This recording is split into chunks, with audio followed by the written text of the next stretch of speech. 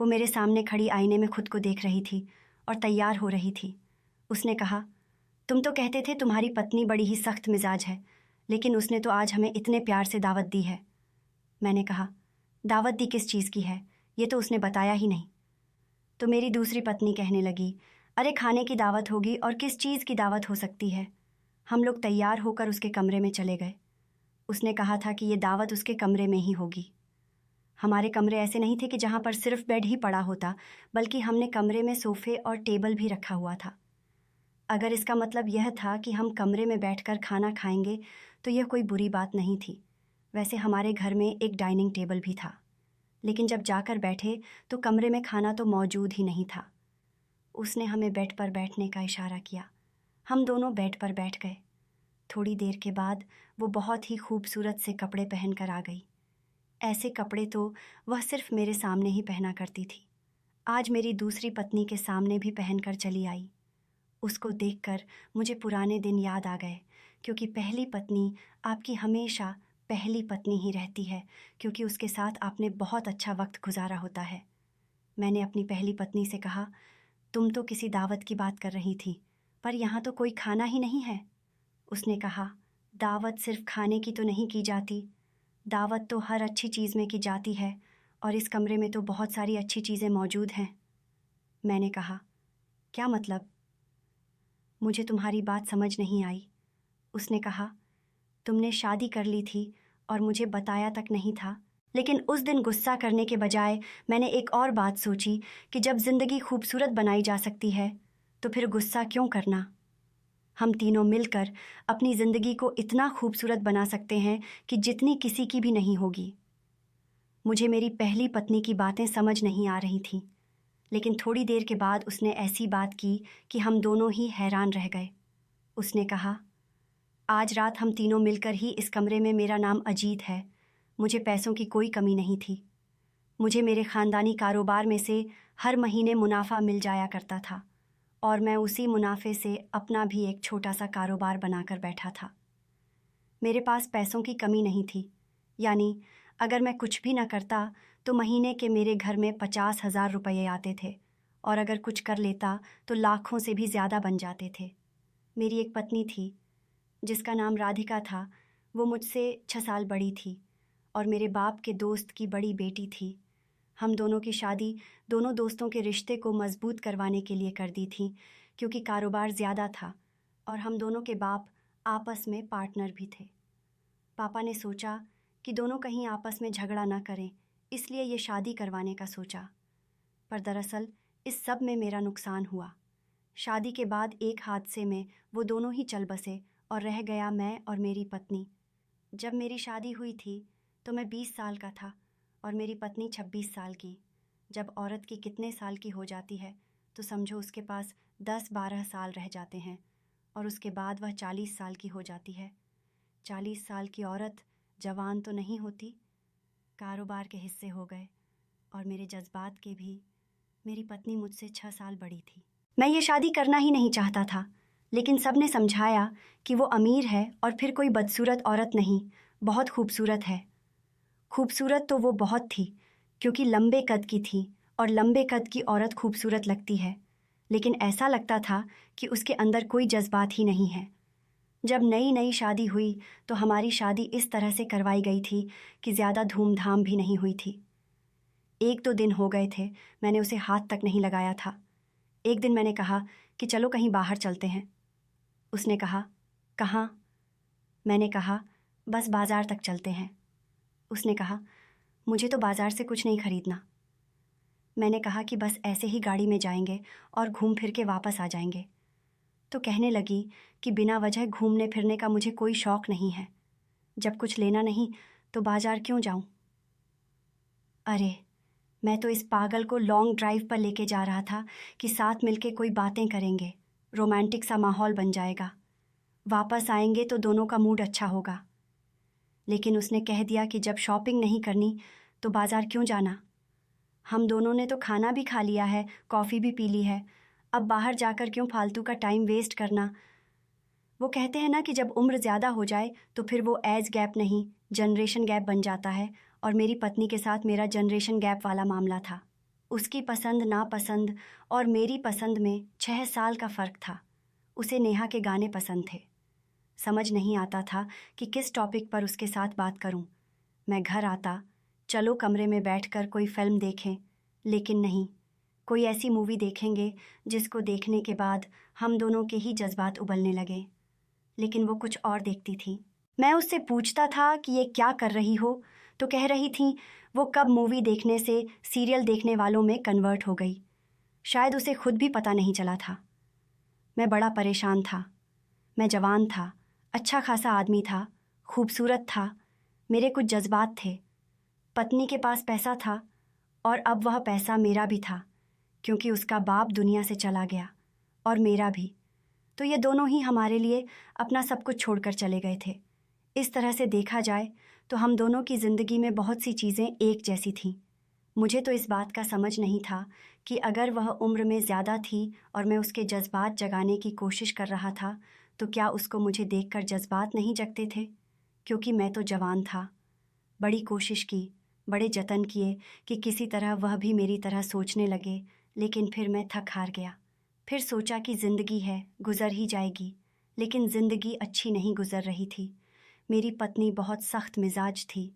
उसके अंदर ज़रा से भी जज्बात नहीं थे। वो हमेशा ऐसी बात करती कि इंसान का दिल ही टूट जाए।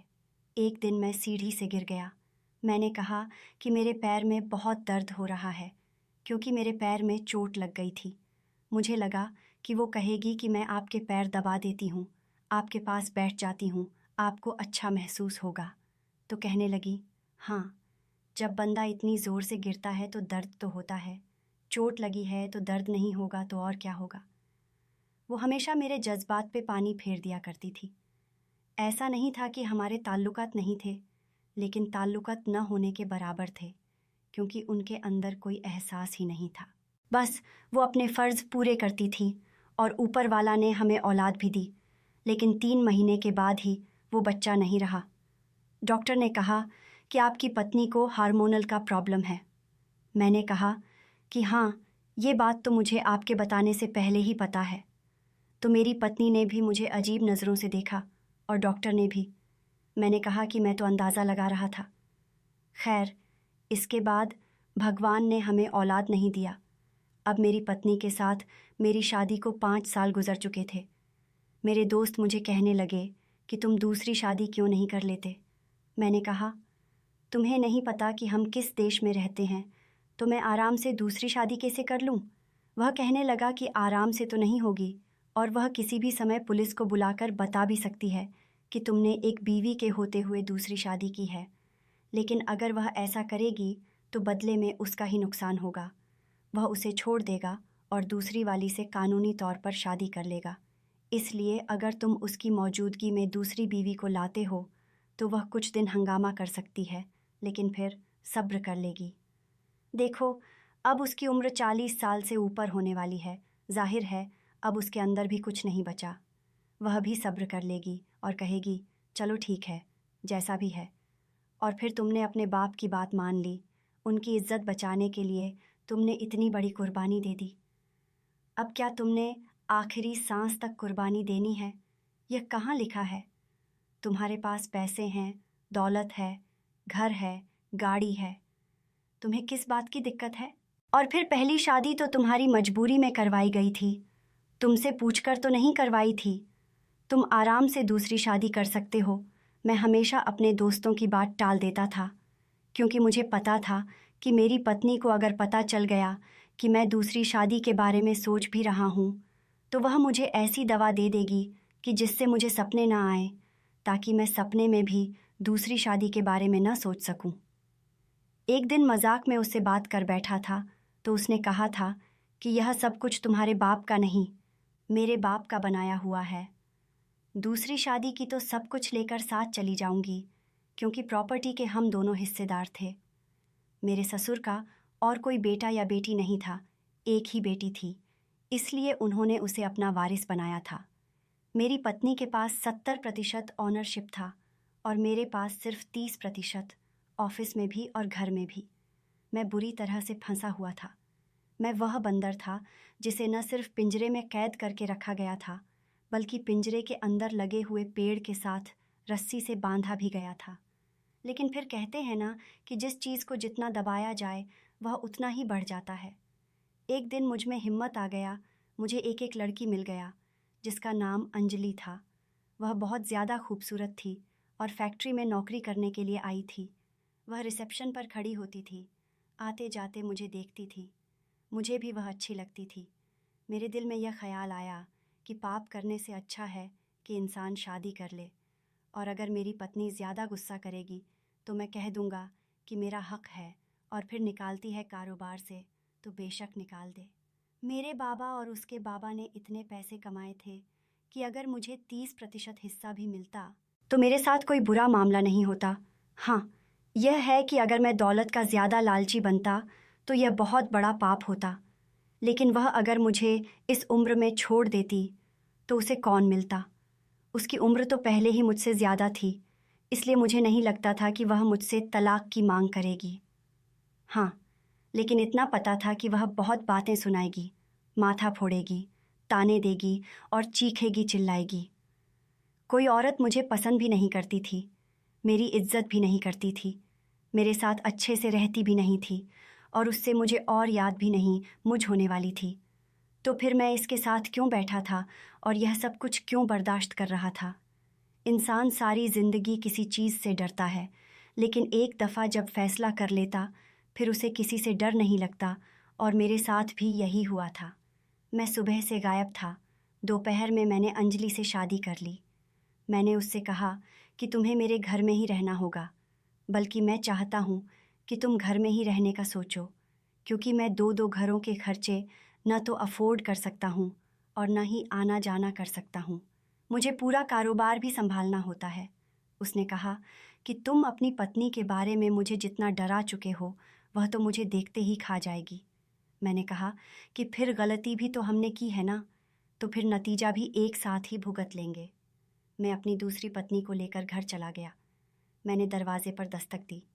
रात का वक्त था, सारे नौकर तो सो चुके थे, इसलिए राधिका ने दरवाज़ा खोला। जैसे ही उसने देखा, वही फिल्मों ड्रामों वाला सीन हुआ। वह हैरान रह गई। उसने कहा कि यह कौन है?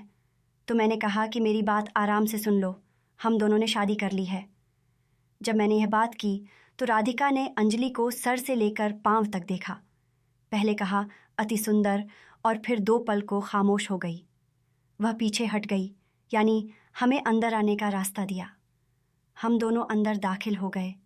मुझे लगा कि अभी राधिका जाएगी और कोई चीज़ उठा कर लाएगी जिससे वह मुझे जान से मार दे, लेकिन वह सोफे पर बैठ गई।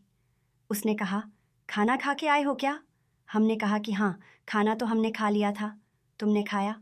तो उसने कहा कि हाँ, मैंने भी खा लिया था। मुझे लगा तुम किसी काम में फंस गए हो, सुबह आओगे। अच्छा ठीक है, मैं सोने जा रही हूँ। अब तुम लोग बच्चे तो हो नहीं, और ना ही मैं इस घर की बड़ी, मैं तो खुद यहाँ की बहू हूँ। ना तो मैं आरती लेकर तुम लोगों का स्वागत कर सकती हूँ और ना ही गृह प्रवेश करवा सकती हूँ। अगर तुम्हें इस तरह की कोई रस्म करनी है तो तुम अपनी पत्नी के साथ खुद ही कर लो। जब वह ऐसी बातें कर रही थी तो मेरे दिल को थोड़ा थोड़ा सुकून आ रहा था। मुझे अच्छा लग रहा था कि वह इस तरह की बातें कर रही है, क्योंकि मैंने तो सोचा था कि वह मेरा गला ही दबा देगी। मैंने कहा, बिल्कुल, तुम मेरी पत्नी हो और हमेशा रहोगी। अगर मैंने इससे शादी की है इसका मतलब यह नहीं कि मैं तुम्हें छोड़ दूंगा। राधिका ने कहा, वह तुम वैसे भी नहीं छोड़ सकते।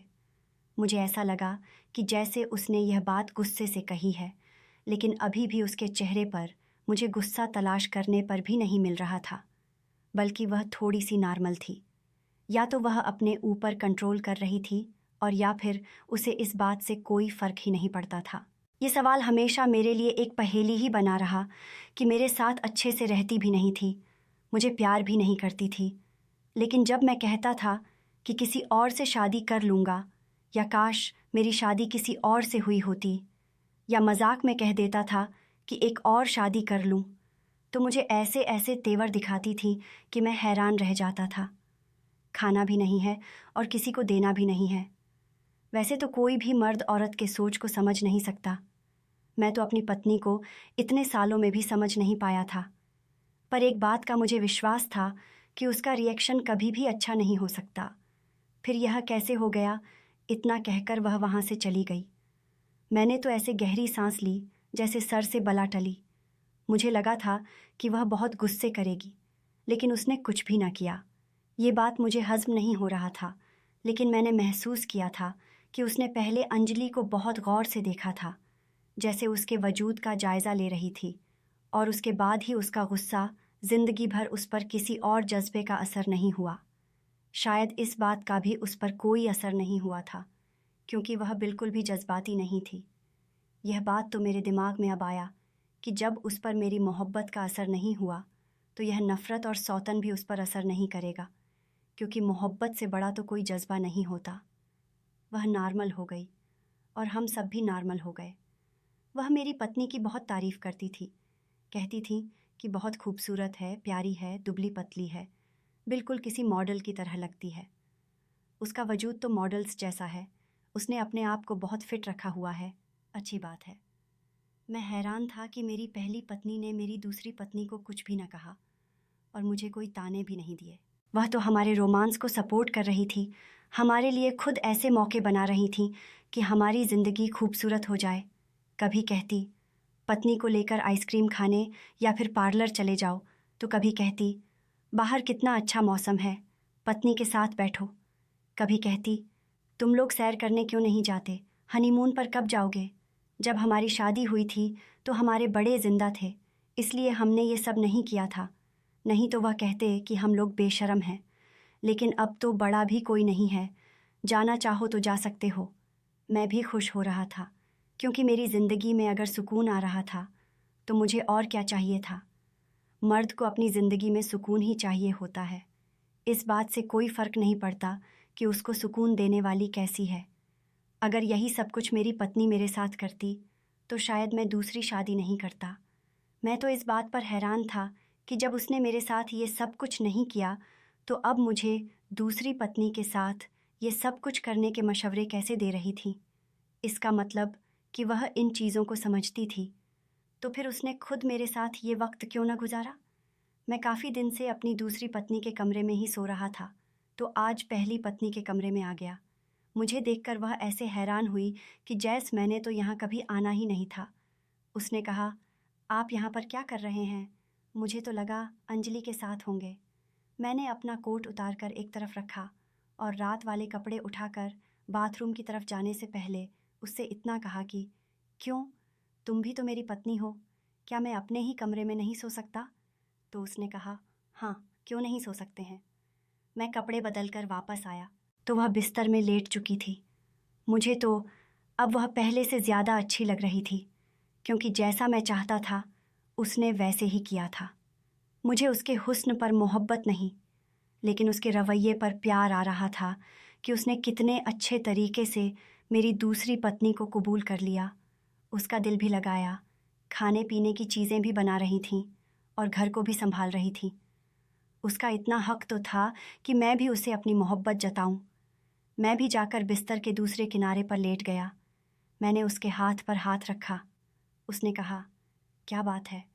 मैंने कहा, तुम बहुत अच्छी हो। मैं ज़रा सा आगे बढ़ा कि उसने ऐसी बात कह दी कि मैं हैरान रह गया। उसने कहा, मुझे नींद आ रही है, और वो मुंह फेर के फ़ौरन ही सो गई। मैं उसको इतने सालों से जानता था, वो ऐसी नहीं थी। मैं उसकी हर एक हरकत को समझता था, और वो मेरी हरकत को अभी भी ना समझती तो कब समझती। जब 7 साल आप अपनी पत्नी के साथ गुजारते हैं तो ये सब कुछ सामान्य होता है। लेकिन वो जानबूझकर सो गई थी, क्योंकि वो मेरे पास नहीं आना चाहती थी। शायद उसके अंदर अभी भी गुस्सा था। मैं ये बात समझ सकता था। मैं भी खामोश हो गया और सो गया। लेकिन इस बात से मेरी दूसरी पत्नी को परेशानी था। उसने कहा, अभी हमारी शादी हुई है, 1-2 महीने तो सिर्फ लगातार मेरे साथ ही गुजारें, उसके बाद ये इंसाफ परस्तियाँ कीजिएगा।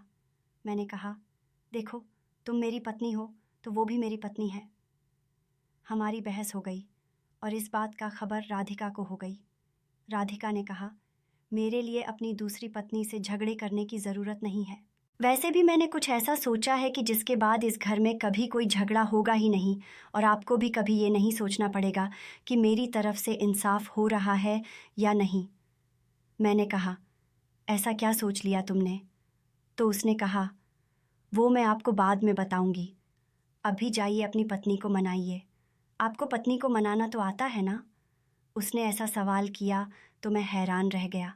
मैंने कहा, मुझे क्या पता किसी को कैसे मनाया जाता है।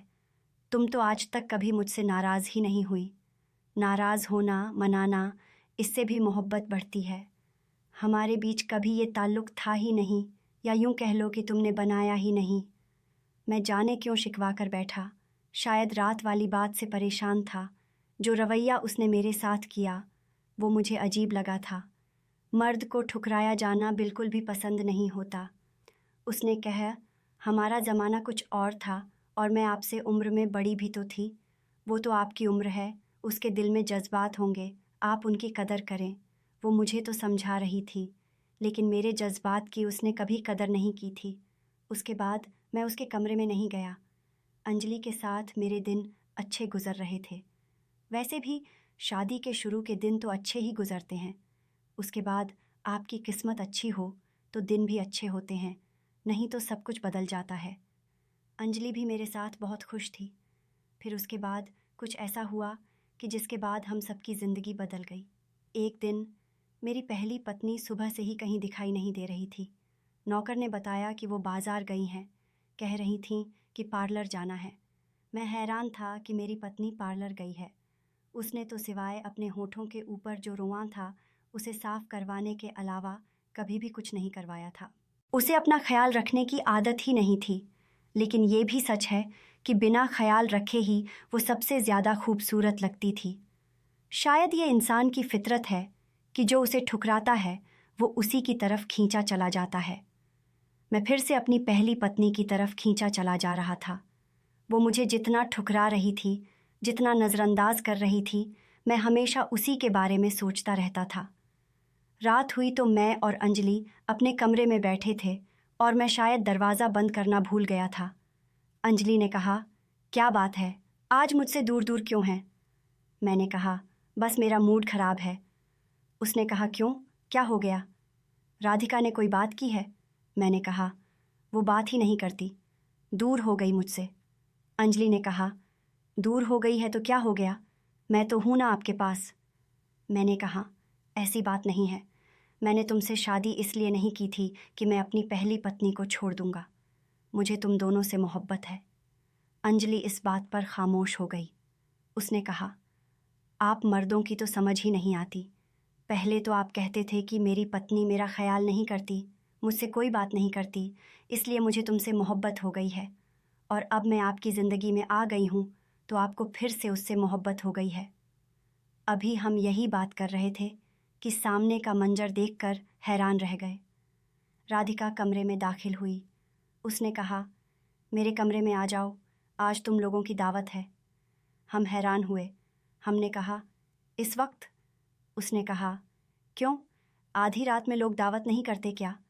तो हमने कहा, ठीक है, तुम जाओ, हम आ रहे हैं। हम दोनों उसके कमरे की तरफ जा रहे थे और सोच रहे थे कि आधी रात को उसने ऐसा क्या पकाया होगा जिसके लिए बुला रही होगी। वैसे सर्दियों का मौसम था। हमें लगा कि शायद उसने सूप बनाया होगा। लेकिन जब हम कमरे में दाखिल हुए तो कमरे में खाने पीने की कोई भी चीज़ नहीं थी, लेकिन सामने का मंजर कुछ अजीब सा था। राधिका बिस्तर के ऊपर बैठी थी। मैंने उससे पूछा, क्या बात है? क्योंकि उसने कपड़े भी अजीब से पहने थे। आज वो पार्लर गई थी, बहुत ज़्यादा खूबसूरत भी लग रही थी। उसने कहा, मैं चाहती हूँ कि हम तीनों अपनी ज़िंदगी का मज़ा उठाएं।